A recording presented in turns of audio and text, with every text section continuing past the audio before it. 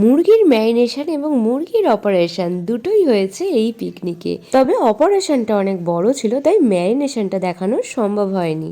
আর যারা এখনো ফলো বা সাবস্ক্রাইব করনি তারা অবশ্যই করে দিও।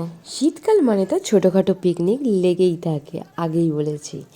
আর এই দেখো, এটা হচ্ছে একটা বিশেষ পিকনিক, কারণ পিকনিকের এই মেনুটা কিন্তু আমাদের এই প্রথম হয়েছিল।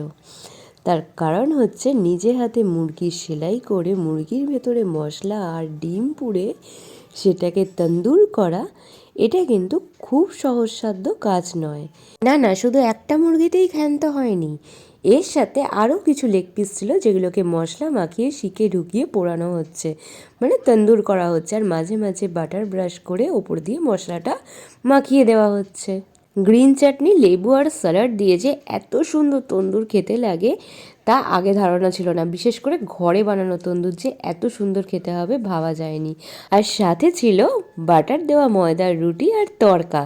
ততক্ষণে তাকিয়ে দেখো, অপারেশন সাকসেসফুল। কয়েক ঘন্টা পর সেলাই কেটে ডিমও বার করে নেওয়া হয়েছে। তোমরা কখনো আগে এইভাবে মুরগিকে অপারেশন করে তন্দুর করেছো কিনা অবশ্যই জানিও। আর ভালো লাগলে ভিডিওটা অবশ্যই শেয়ার করে দিও।